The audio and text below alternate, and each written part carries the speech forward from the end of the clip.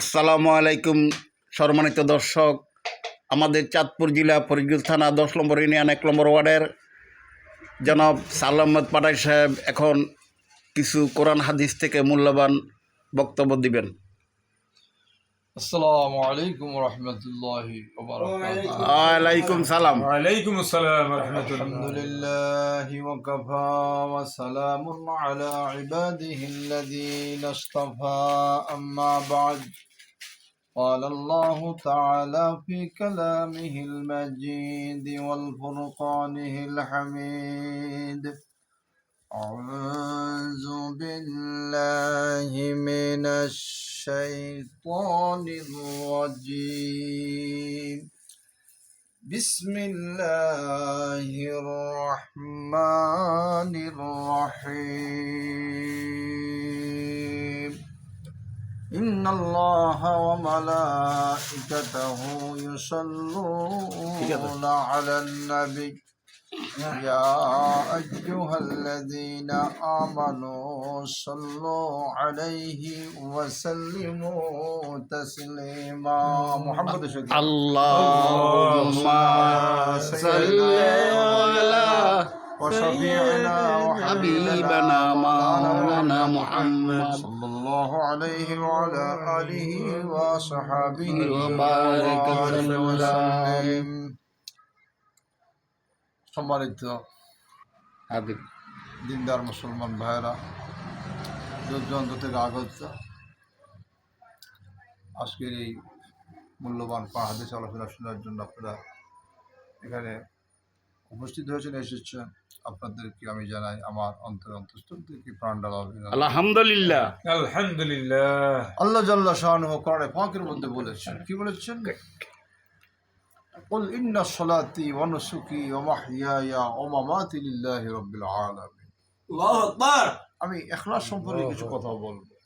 ইখলাস সম্পর্কে কি বলেছেন আল্লাহ পাক? আল্লাহ পাক বলছেন, বলো তোমার নামাজ, তোমার কুরবানি, তোমার হায়াত, তোমার মত একমাত্র আল্লাহর জন্য নিবেদিত, একমাত্র আল্লাহর জন্য। জি। তোমার নামাজ তার মানে কি? ভাইরা আমার জন্ম থেকে মৃত্যু পর্যন্ত, অর্থাৎ যখন থেকে আমি বালেগ হয়েছি, আমি বালেগ হয়েছি, তখন থেকে শুরু করে মৃত্যুর আগ পর্যন্ত আমার যত রকমের নামাজ আছে, ফজর, জোহর, আসর, মাগরিব, এশা, তাহাজ্জুদ, ইশরাক, আওয়াবিন, সালাতুল শাশর, সালাতুল দোহা, এভাবে করে যত রকমের নামাজ আছে, যত রকমের সিজদা আছে, প্রত্যেক নামাজ, প্রত্যেকটা সিজদা একমাত্র আল্লাহর জন্য। সুবহানাল্লাহ। অর্থাৎ দুনিয়ার কাউকে দেখাবার জন্য নয়, দুনিয়ার কাউকে সন্তুষ্ট করার জি না, জি না। একমাত্র আল্লাহর সন্তুষ্টির জন্য। কি আমার সিজদা, আমার নামাজ, এগুলি কে আল্লাহকে খুশি করার জন্য হবে। জি। এই জন্য আল্লাহ বলেছেন কুল ইন্না সলাতি। এরপরে কি বলছেন? অনুসুকি, তোমার কুরবানি। বাইরা, এখানে কুরবানি বলতে কি বুঝি? যে গরু কুরবানি? নো নো নো, শুধু গরু কুরবানির কথা বলা হয়। কুরবানি হচ্ছে আপনার সময়, আপনার পকেটের টাকা, আপনার সম্পদ আল্লাহর রাস্তায় খরচ করার নামই হচ্ছে কুরবানি। জি। আপনি 10টা টাকা একজন ফকিরকে দিয়েছেন, এটাও কুরবানি। 10টা মিনিট সময় আল্লাহর পথে ব্যয় করেছেন, এটাও কুরবানি। 10 মিনিট সময় আপনি দাওয়াতি কাজে ব্যয় করেছেন, এটাও আপনার জন্য কুরবানি। অর্থাৎ এভাবে করে যত যা কিছু হবে, এগুলি প্রত্যেকটা কাজই হচ্ছে কুরবানি। সুবহানাল্লাহ। এরপর আল্লাহ বলছেন, وَمَحْيَايَ وَمَمَاتِي لِلَّهِ رَبِّ الْعَالَمِينَ. আল্লাহু আকবার। এরপর আল্লাহ পাক বলেন, তোমার হায়াত, আল্লাহু বলো তোমার মত একমাত্র আল্লাহর জন্য নিবেদিত। তার মানে কি? হায়াত মানে কি? আমার বাইরে আল্লাহ পাক বলছেন, ওয়ালাইয়ুআখিরাল্লাহু নাফসান ইযা জাআ আজালুহা। আল্লাহ পাক বলেন, তোমাদের কি নির্দিষ্ট আজাল শব্দের অর্থ হচ্ছে সময়, হায়াত, যেটি বলি না কেন, আল্লাহ পাক বলছেন তোমাকে একটা নির্দিষ্ট সময় দেওয়া হয়েছে। এই নির্দিষ্ট সময় যখন শেষ হয়ে যাবে, শেষ হয়ে যাওয়ার সঙ্গে সঙ্গে আমি আল্লাহ পাকের হুকুম মোতাবেক তোমাকে মৃত্যুবরণ করতে হবে। সুবহানাল্লাহ। الله أكبر ভাইয়েরা আমার, الله আমার হায়াত তার মানে কি, আমার জন্ম থেকে আমি যখন বালেগ হয়েছি, বালেগ থেকে মৃত্যু হওয়া পর্যন্ত, মৃত্যুর আগ পর্যন্ত আমি যত যা কিছু করব হায়াতে জিন্দিগিতে, আমার প্রত্যেকটা কাজ হবে, প্রত্যেকটা কিছু হবে আল্লাহ পাকের সন্তুষ্টির জন্য। জি। الله أكبر এরপরে বলা হয়েছে ওয়ামামাতি লিল্লাহি রাব্বিল আলামিন। এরপরে বলছেন তোমার মৌত আল্লাহর জন্য। আমার ভাইয়েরা, এখানে তার মানে কি? তার মানে হচ্ছে আপনাকে যে আল্লাহ পাক যে একটা মৃত্যু আল্লাহ পাকের পক্ষ থেকে আপনাকে দান করবেন, আল্লাহ পাকের ডাকে সাড়া দিয়ে আপনি এই পৃথিবী থেকে চলে যাবেন। আমার ভাইরা, তার মানে কি? তার মানে হচ্ছে আপনি ইচ্ছে করলে মৃত্যুবরণ করতে পারবেন না, আত্মহত্যা করতে পারবেন না, গলায় রশিদে আপনি মরতে পারবেন না, বিষ পান করে আপনি মরতে পারবেন না। আপনার মৃত্যুটা হতে হবে আল্লাহর জন্য। আমার ভাইরা, কোনো বান্দা যখন আল্লাহর রাস্তায় তার জানটা কোরবান করে দেয়, আল্লাহর রাস্তায় যখন তো বান্দা তার জানটা বিলীন করে দেয়, তার মর্যাদাটাকে আল্লাহ পাক বলছেন। الله أكبর। ভাইরা আমার, কোরআনে পাকের মধ্যে আল্লাহ বলছেন ওয়ালা তাকুলু লিমান ইউকতালু ফি সাবিলিল্লাহি আমওয়াত বাল আহইয়াউ ওয়ালাকিন লা তাশউরুন। আল্লাহ পাক বলেন, শোনো,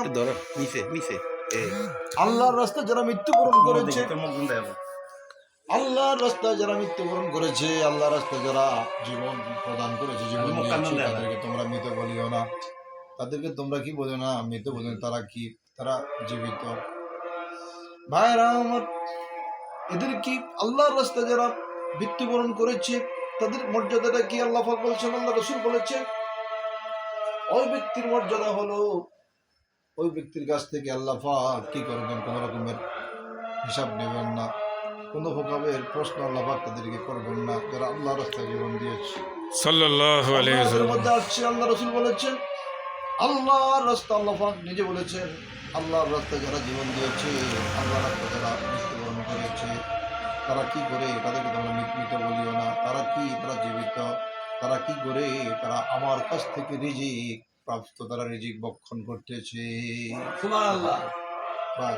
সুবহান। কোরআনে পাকের মধ্যে আসছে, হাদিসে পাকের মধ্যে আসছে, কোন ইমানদার যখন মরে যায়, আল্লাহ পাক এদেরকে বলেন যে তুমি ঘুমাও। কোন পর্যন্ত? যতক্ষণ পর্যন্ত না কিয়ামত হবে, কিয়ামত সংগঠিত না হবে, ততক্ষণ পর্যন্ত তুমি কি করে কবরের মধ্যে ঘুমাইতে থাকো, বান্দা ঘুমাইতে থাকো। কিন্তু আল্লাহর রাস্তায় যারা মৃত্যুবরণ করেছে, জীবন দিয়েছে, শহীদ হয়েছে, তাদের বেলায় কথা বলা হবে না। আল্লাহ পাক বলছে, তারা কি আমার কাছ থেকে তারা রিজিক প্রাপ্ত, তারা রিজিক ভক্ষণ করতে, তারা রিজিক খাচ্ছে, কবরের মধ্যে তারা হুর গেলমান নিয়ে তারা আনন্দ ফুর্তি করতে। সুবহানাল্লাহ।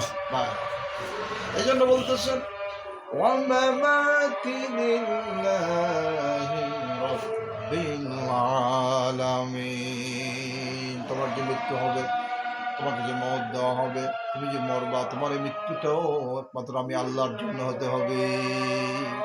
আমার ভাইরা, আমার আপনার মৃত্যু যদি শহীদ মৃত্যু হয়, আল্লাহর রাস্তায় মৃত্যু হয়, তাহলে এর থেকে সৌভাগ্য, এর থেকে বড় মর্যাদাবান মৃত্যু আর কি হতে পারে? সুবহানাল্লাহ। আল্লাহ রাস্তায় যারা জীবন দিয়েছে, আল্লাহ রাস্তায় যারা মৃত্যুবরণ করেছে, তারা বিনা হিসাবে আল্লাহ পাক তাদেরকে জান্নাত প্রদান করে। সুবহানাল্লাহি বিহামদিহি। ভাইরা, এই জন্য আল্লাহ পাক বলছেন, তুমি যে নেকামল করবা, তুমি যে আমার হুকুম মানবা, তুমি যে আমি যে তোমার উপরে যে দিক নির্দেশনা দিয়েছি তুমি মানবা, তোমার প্রত্যেকটা আমল, প্রত্যেকটা কাজ একমাত্র ক্লাস হতে হবে, আল্লাহ পাকের জন্য হতে হবে, আল্লাহ সন্তুষ্টির জন্য হতে হবে, দুনিয়ার কাউকে দেখাবার জন্য, দুনিয়ার কাউকে সন্তুষ্ট করার জন্য যেন না হয়। ভাইয়েরা আমার, হাদিসে পাকের মধ্যে আসছে, এর নাম হচ্ছে এখলাস। এখলাস বলতে কি বুঝি আমরা? কিয়ামতের মাঠে আল্লাহ পাক এখলাসের কত দাম, এখলাসের কত মূল্য, কিয়ামতের মাঠে আল্লাহ পাক এক ব্যক্তিকে বলবেন, এক ব্যক্তিকে আল্লাহ পাক তার সামনে ডাকবেন। ভাইয়েরা আমার, হাদিসের মধ্যে এসে তার 99টা পাপের দপ্তর, এক একটা দপ্তর দৃষ্টির শেষ সীমা পর্যন্ত তাকে বলা হবে, তুমি কি এই কি ভাবগুলি করছো? এই পাপগুলিকে তুমি করেছো, সে কাঁদবে, চিৎকার মেরে কাঁদবে, বলবে আল্লাহ এগুলো আমি করেছি। এরপর আল্লাহ জাল্লাহ শাআনুহু ফেরেশতাদেরকে বলবেন তার একটা নেক আমল আমার কাছে আছে, ও ফেরেশতারা এই নেক আমলগুলি তার মাপ, এই নেক আর পাপের ৯৯টা পাপের দপ্তর এক পাল্লায় আর নেক আমলটা আরেক পাল্লায় দাও, ওজন দাও।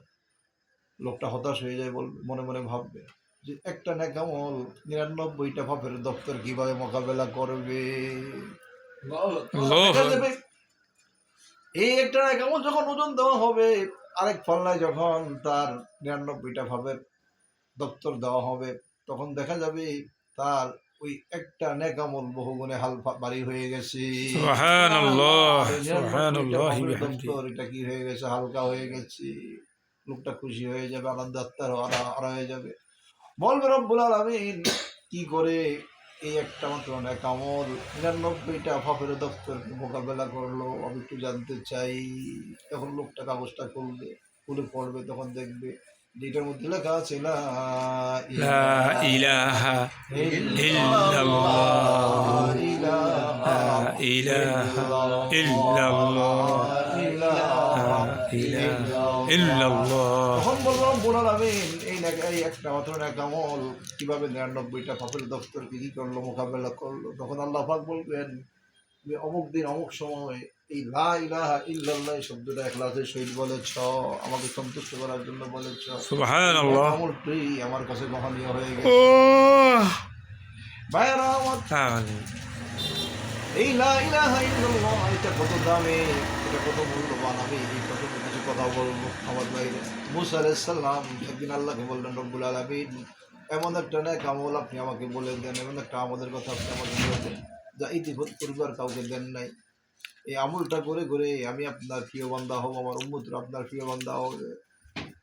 আল্লাহ রাব্বুল আলামিন মুসা আলাইহিস সালামকে জানিয়ে দিলেন, মুসা তুমি বেশি বেশি করে পড়তে থাকো লা ইলাহা ইল্লাল্লাহ, লা ইলাহা ইল্লাল্লাহ, লা ইলাহা ইল্লাল্লাহ, লা ইলাহা ইল্লাল্লাহু মুহাম্মাদুর রাসূলুল্লাহ সাল্লাল্লাহু আলাইহি ওয়াসাল্লাম।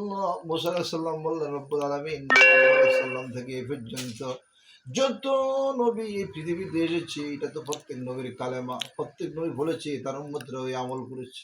আল্লাহ পাক মুসা আলাইহিস সালামকে জানিয়ে দিলেন, মুসা তুমি জানো না এই কালেমা কত ভারী, এই কালেমার মূল্য কত। মুসা তুমি জানো না ৭ তবক আসমান আর ৭ তবক জমিন যদি এক পাল্লায় দেওয়া হয়, আর লা ইলাহা ইল্লাল্লাহ যদি আরেক পাল্লায় দেওয়া হয়ে যায়, মুসা আলাইহিস সালাম মুসা তুমি জানো না, আমি আল্লাহ পাক তোমাকে জানিয়ে দিতে চাই ৭ তবক আসমান আর জমিন হালকা হয়ে যাবে, লা ইলাহা ইল্লাল্লাহ এই কালিমার পাল্লাটা বহু গুণে ভারী হয়ে যাবে। সুবহানাল্লাহ, এই জন্য সুবহানাল্লাহ, বেশি বেশি করে আল্লাহ পাক সুবহানাল্লাহ, বেশি বেশি করে লা ইলাহা ইল্লাল্লাহ লা বেশি ইলাহা বেশি করা, ইল্লাল্লাহ, বেশি বেশি করে লা ইলাহা ইল্লাল্লাহ, আরো অন্যান্য মুহাম্মাদুর যেগুলো রাসূলুল্লাহ। সেগুলি করবে, হাঁটতে চলতে ফিরতে বসা অবস্থায় শোয়া অবস্থায় সুবহানাল্লাহি বিহামদিহি, ডিউটি অবস্থায় সুবহানাল্লাহিল আযীম। সর্বহালতে আপনি বেশি বেশি করে আল্লাহ পাকের জিকির করেন। এই জন্য আল্লাহ বলছেন ইয়া আইয়ুহাল্লাযীনা আমানু যকুরুল্লাহা যিকরান কাসীরা, অধিক পরিমাণে আমার জিকির করো। তার মানে কি তোমার জিহ্বাটা যেন কোনো অবস্থাতে যেন বন্ধ না। কাসীরা, কাসীরা শব্দের অর্থ কি? বেশি পরিমাণ, অধিক পরিমাণ। এখানে আল্লাহ পাক কলিলা বলেন, কাসীরা বলেছে, অধিক পরিমাণে আমার জিকির। আল্লাহ পাক বলেন শোনো, ওই সমস্ত লোকগুলি আমার কাছে অনেক দামি, তারা জ্ঞানী, তারা বুদ্ধিমান, তারা কারা, তারা আল্লাহ পাক বলছেন আল্লাযীনা ইয়াযকুরুনাল্লাহা কিয়ামান ওয়া কুউদান ওয়া আলা জুনুবিহিম ওয়া ইয়াতাফাক্কারুনা ফি খালকিস সামাওয়াতি ওয়াল আরদ। আল্লাহ পাক বলেন ওই সমস্ত লোকগুলি জ্ঞানী বুদ্ধিমান, যারা দাঁড়ানো অবস্থায়, বসা অবস্থায়, শোয়া অবস্থায় আমি আল্লাহর নামের জিকির করে। সুবহানাল্লাহ, ভাইরা আমার, নামাজের সময় হয়ে গেছে, সুবহানাল্লাহ। কিছু কথা বলতে চেয়েছিলাম, সমাজ যেহেতু এখানে শেষ করে আলহামদুলিল্লাহি রাব্বিল আলামিন ওয়া আখিরু দাওয়ানা।